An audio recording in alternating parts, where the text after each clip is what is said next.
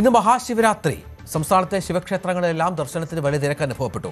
ആലുവ മണപ്പുറത്ത് ബലിതർപ്പണ ചടങ്ങുകൾക്ക് ഔദ്യോഗികമായി തുടക്കം കുറിക്കിയ രാത്രിയാണെങ്കിലും പുലർച്ചെ മുതൽ തന്നെ ആളുകൾ എത്തിത്തുടങ്ങി. നാളെ ഉച്ചവരെ ആയിരങ്ങൾ തർപ്പണം നടത്തും. മഹാശിവരാത്രിയുടെ വലിയ തിരക്കിലേക്ക് ആലുവ മഹാദേവ ക്ഷേത്ര പരിസരവും എല്ലാം തന്നെ മാറുകയാണ്. പുലർച്ചെ മുതൽ തന്നെ ഇന്ന് ശിവരാത്രിയുടെ ഒരു പുലർച്ചെ മുതൽ ഞായറാഴ്ച രാവിലെ മുതലുള്ള ഒരു തിരക്കിലേക്ക് മാറുന്നു. ഇന്ന് രാത്രിയാണ് പ്രധാനപ്പെട്ട ചടങ്ങുകൾ നടക്കുന്നത്.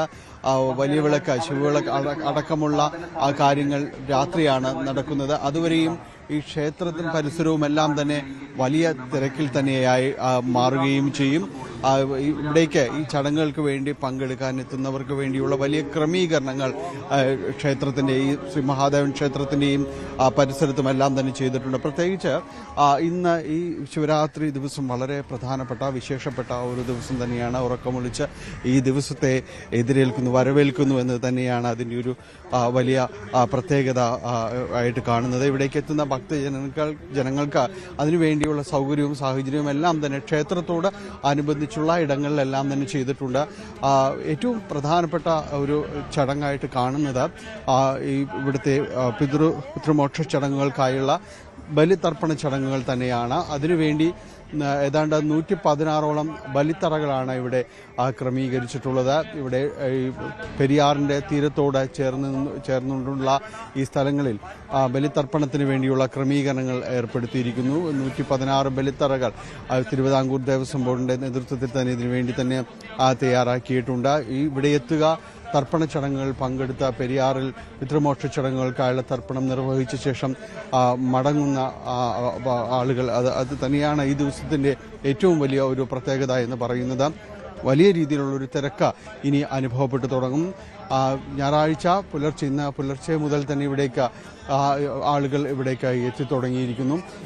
ഇന്ന് രാത്രിയാകുമ്പോഴേക്കും വലിയ തിരക്കിലേക്ക് ശിവരാത്രി മണപ്പുറവും ഈ ക്ഷേത്ര പരിസരവും എല്ലാം തന്നെ മാറുകയും ചെയ്യും. ഇവിടേക്ക് പ്രധാനപ്പെട്ട ഒരു പ്രത്യേകത എന്ന് പറയുന്നത് 3 ദിവസത്തോളം ഈ തർപ്പണ ചടങ്ങുകൾക്കുള്ള ഒരു ക്രമീകരണമുണ്ട് എന്നതാണ്. കാരണം ഇന്ന് രാവിലെ മുതൽ തന്നെ ഇത് ഒരു തുടക്കത്തിലേക്ക് വരുന്ന ഔദ്യോഗികമായ തർപ്പണ ചടങ്ങുകൾ, ശിവരാത്രി പിതൃമോക്ഷ ചടങ്ങുകൾ എല്ലാം തന്നെ തുടങ്ങുന്നത് രാത്രിയോട് അനുബന്ധിച്ചാണ്. പക്ഷേ ഇന്ന് രാവിലെ മുതൽ തന്നെ ഇത് തുടങ്ങുന്നു. ഒപ്പം തന്നെ നാളെ ഉച്ചവരെയും ഈ തർപ്പണ ചടങ്ങുകൾ നിർവഹിച്ചു പോകാൻ കഴിയുമെന്ന് തന്നെയാണ് അറിയിച്ചിരിക്കുന്നത്. അതോടൊപ്പം തന്നെ ചൊവ്വാഴ്ചയുടെ ഒരു പ്രത്യേകത എന്ന് പറയുന്നത് കുംഭമാസത്തിലെ അമാവാസി നാളാണ്. അപ്പോൾ ആ ദിവസവും പിതൃമോക്ഷ ചടങ്ങുകൾക്കായി തർപ്പണം നടത്താം. അപ്പോൾ ഇങ്ങനെ 3 ദിവസവും ഇതിനു വേണ്ടിയുള്ള ക്രമീകരണങ്ങൾ ഉണ്ടാവും. ഇവിടേക്ക് കടന്നു വരികയും ചെയ്യാം. വിപുലമായ സൗകര്യങ്ങൾ, നേരത്തെ സൂചിപ്പിച്ചതുപോലെ ഈ യാത്രാ സൗകര്യങ്ങൾ അടക്കമുള്ള കാര്യങ്ങൾ ഇവിടേക്ക് ക്രമീകരിച്ചിട്ടുണ്ട്.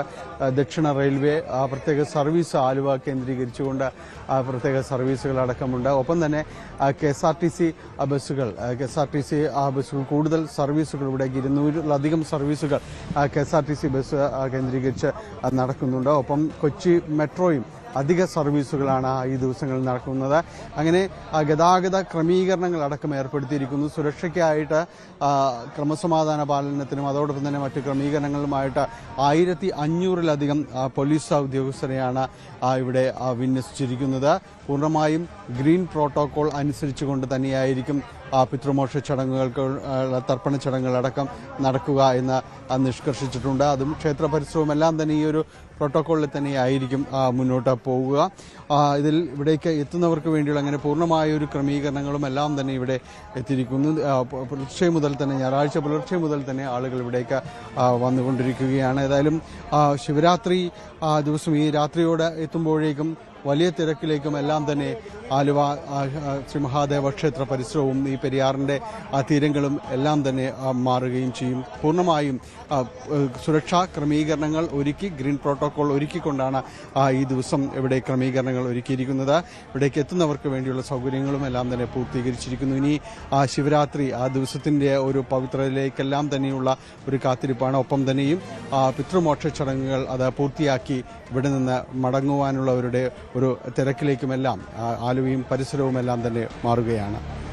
ആലുവയിൽ നിന്ന് ക്യാമറമാൻ KP ധനേഷിനൊപ്പം ഡാനി പോൾ, ന്യൂസ് 18. കൂടുതൽ വാർത്തകൾക്ക് news 18 Keralam YouTube channel subscribe ചെയ്യുക.